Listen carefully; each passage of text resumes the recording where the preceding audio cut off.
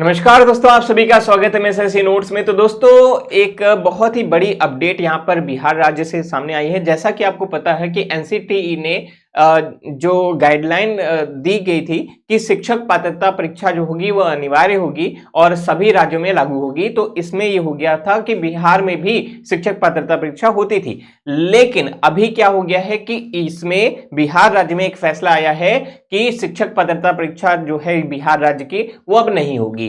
तो इससे क्या प्रभाव पड़ेगा, इससे बिहार के राज्यों में जो बिहार राज्य में जितने भी छात्र हैं उनका क्या नुकसान हो सकता है, इसके बारे में आप यहाँ पर चर्चा करेंगे। सबसे पहले आप ये न्यूज देखिए, यहाँ पर क्या है, राज्य में प्रारंभिक परीक्षाओं के लिए एक शिक्षक पात्रता परीक्षा की बात जो होती थी वो अब नहीं होगी। क्यों नहीं होगी भैया? देखो, यहाँ पर प्रारंभिक की बात होती है तो यानी 1 से लेकर 8 तक, है ना।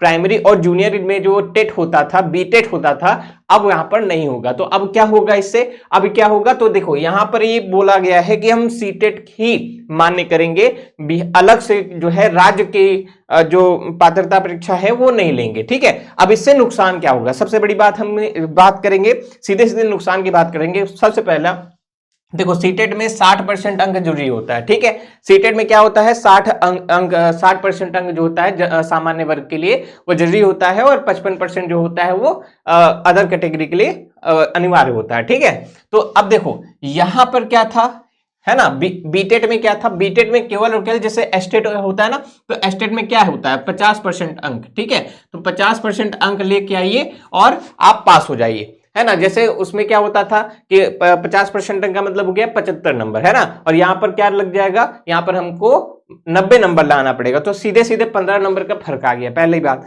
दूसरा नुकसान ये है कि वहां पर जो बीटेट होता था, जैसे हमारे यूपी टेट होता है, तो यूपी टेट और बीटेट वगैरह में, या फिर अगर रीट की बात करेंगे जैसे राजस्थान में होता है, तो वहां पर लोकल चीजें पूछी जाती हैं। ठीक है, जब लोकल चीजें पूछी जाती हैं तो वहां पर क्या होता है कि वो जो छात्र होते हैं वो थोड़ा सा कंफर्ट होते हैं, है ना, कंफर्टेबली चीजें मैनेज कर लेते हैं। लेकिन इसमें क्या होगा, सीटेट में क्या है कि वो स्टैंडर्ड लेवल पे पूछेगा, मतलब पूरे जो ऑल इंडिया में जैसा पेपर आता है वैसा पूछेगा, और इसका जो बेस होगा वो होगा एनसीईआरटी, और जो बीटेट होता उसका बेस क्या होता एससीईआरटी, तो इसका भी फर्क पड़ेगा।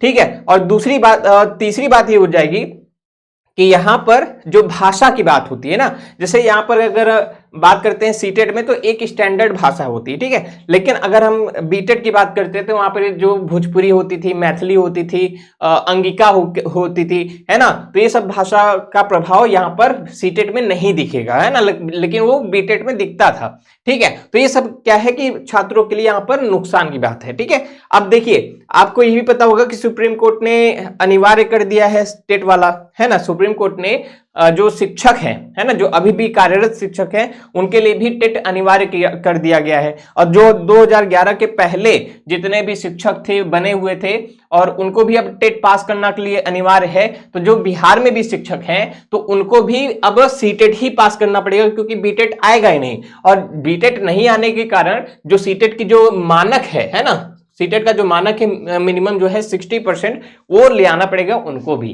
ठीक है, तो यहां पर कुछ जो चीजें हैं वो गड़बड़ हो गई हैं। तो आप इस पर क्या सोचते हैं? सीटेट क्या जरूरी, सीटेट ही कंपलसरी करना चाहिए या राज्य की अपनी एक व्यवस्था पे एक शिक्षक पात्रता परीक्षा होना अनिवार्य होना चाहिए? आप क्या सोचते हैं कमेंट करके जरूर बताएंगे। हाँ, जो भी बीपीएससी टीआरई 4.0 की तैयारी कर रहे हैं, हमारा जो यहाँ पर नंबर दिया गया है, इस नंबर पे आप क्या कर सकते हैं, संपर्क कर सकते हैं और अपना नया बैच हमसे हमारे लिए हमारे जो ऐप है एमएसएससी नोट्स उस पर जाकर ले सकते हैं। तब तक के लिए बहुत बहुत धन्यवाद। नमस्कार, जय हिंद।